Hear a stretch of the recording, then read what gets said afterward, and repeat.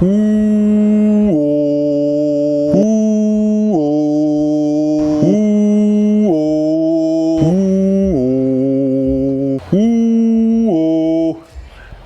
sur ma chaîne YouTube.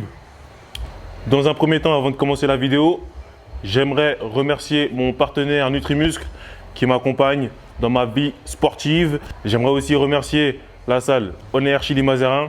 N'hésitez pas à vous abonner sur Instagram, c'est important. Ok. Aujourd'hui, comme vous l'avez très bien compris, on va parler des dips. On se retrouve tout de suite avec la définition des dips, juste après le générique.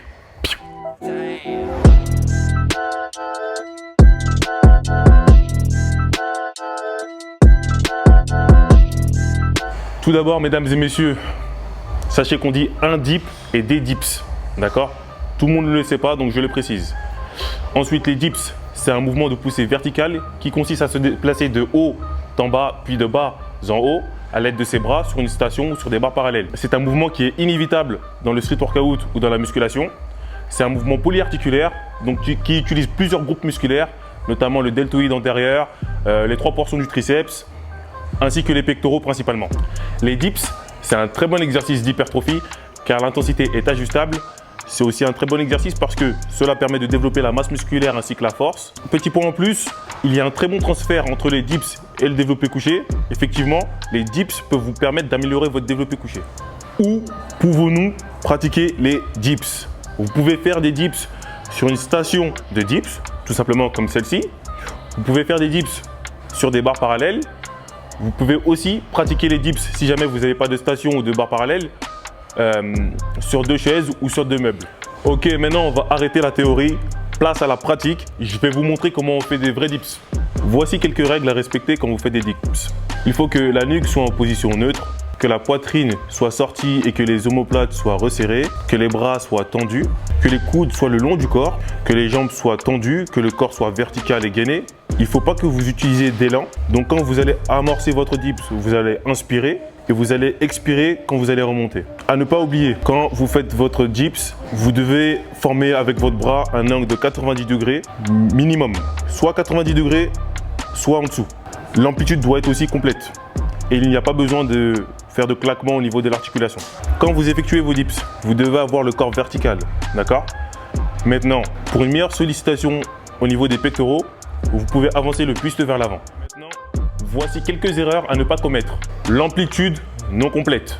En effet, le fait d'avoir une amplitude complète vous permettra d'avoir de meilleurs gains, de meilleurs bénéfices sur votre entraînement. Les mouvements pas contrôlés.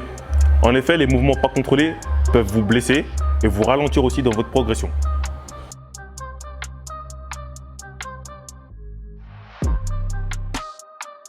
La nuque cassée. Le fait d'avoir la nuque cassée quand vous faites des dips peut causer des douleurs ou des dommages au niveau des cervicales.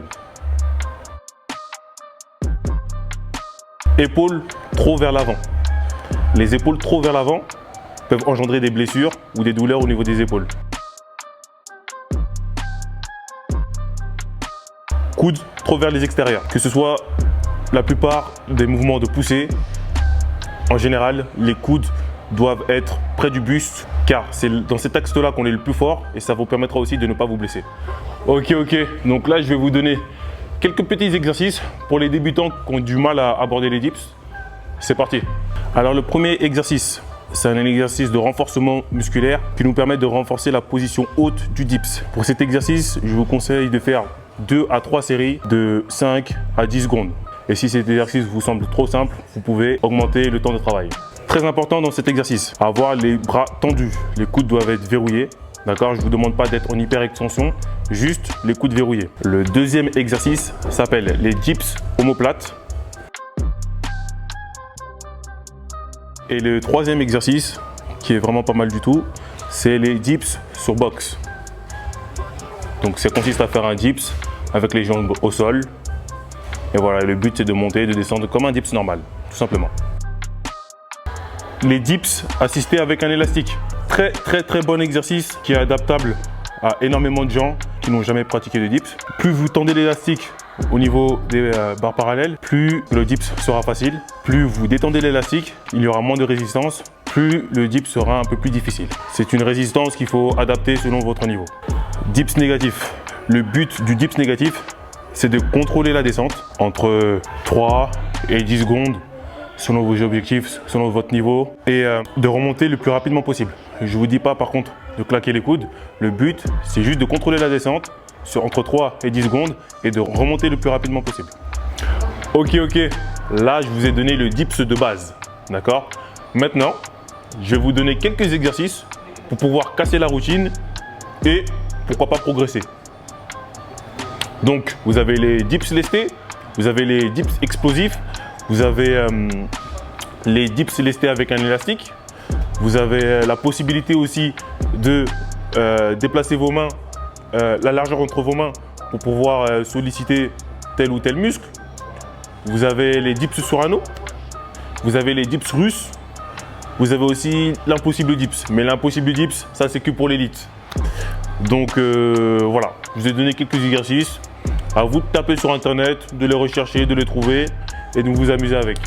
Maintenant, je vais vous donner quelques conseils pour éviter les blessures. D'accord? La première des choses qu'il faut faire quand vous effectuez des dips, c'est de vous échauffer. Très important, j'ai fait une vidéo sur l'échauffement. N'hésitez pas à aller la voir. Il faut aussi s'hydrater. Vous sous-estimez trop le pouvoir de l'hydratation. L'hydratation, c'est important. Il faut aussi prendre en compte sa mobilité. D'accord? Ça ne sert à rien de descendre, d'essayer de descendre là où vous n'y arrivez pas. Faites selon ce que vous pouvez faire, tout simplement. Et vous allez progresser naturellement. Il faut aussi ne pas claquer les coudes. D'accord? Quand vous montez, vous pouvez avoir une amplitude complète, d'accord? Mais ne claquez pas les coudes brusquement. Il faut aussi, très important, contrôler le mouvement. Contrôler le mouvement. Je vois beaucoup de personnes qui ne maîtrisent pas la phase excentrique du mouvement, c'est-à-dire la descente, d'accord? Un mouvement, c'est complet. Ça a une partie concentrique et une partie excentrique. Il faut bien maîtriser ces deux phases-là pour pouvoir progresser convenablement et ne pas se blesser surtout. Et surtout, être fort. Et pour être fort, il faut faire correctement le mouvement. On s'est compris. J'espère que vous m'avez compris. Si vous n'avez pas compris, c'est tant pis. Pour les blessures, c'est aussi une question de volume. Je recommande 10 séries maximum par semaine pour les débutants et 15 à 20 séries pour les plus avancés. C'est ce que moi je vous recommande. Vous êtes libre de faire comme vous voulez. Au niveau des variantes, il vaut mieux choisir la variante qui vous semble la plus naturelle pour votre corps. Parce que tous les muscles de la poussée vont travailler dans n'importe quelle variante, tout simplement. Donc voilà, donc écoutez votre corps, c'est très important. Je n'oublie pas aussi que pour éviter les blessures, il y a un conseil que je suis obligé de vous donner. Il faut absolument que vous privilégiez la qualité à la quantité. D'accord? Si vous voulez progresser sur le long terme, c'est la base. Qualité d'abord, quantité ensuite. Ne faites pas beaucoup de quantité et très peu de qualité. Alors, peut-être que vous allez progresser à un moment, peut-être même que vous allez avoir des gains si vous faites ça. Mais moi, je sais que quand vous faites de la qualité, ça va éviter les blessures et vous aurez une progression plus sûre. Et n'oubliez pas, vous voulez être fort ou juste flatter votre ego? Posez-vous les bonnes questions. Je vous remercie, je vous fais un bisou. Yo les forceurs, on se retrouve pour la fin de la vidéo. Je voulais encore une fois remercier mon partenaire Nutrimuscle. N'hésitez pas à cliquer sur le lien qui se trouve dans la description. Il y a la définition de tous les compléments alimentaires qui s'y trouvent. Il y a des compléments alimentaires très intéressants. Et il y a notamment des livres de Frédéric Delavier. Vous connaissez Monsieur Delavier, à quel point il est pointu. Donc je vous conseille d'aller jeter un petit œil là-dessus. Remerciements aussi à mon partenaire Honor qui me permet de filmer mes petites vidéos ici. Oui, j'aimerais aussi que vous mettiez dans les commentaires quel genre de vidéo vous voulez. Est-ce que vous voulez encore des tutos? Est-ce que vous voulez des vidéos de motivation, des vidéos training, des featuring? Dites-moi quel genre de vidéo vous voulez et peut-être que je vais exaucer votre souhait. Voilà. Vous connaissez la procédure. Likez, commentez, partagez. Voilà. Je vous fais plein de bisous. Je vous aime les forceurs. Et le forcing n'est jamais fini.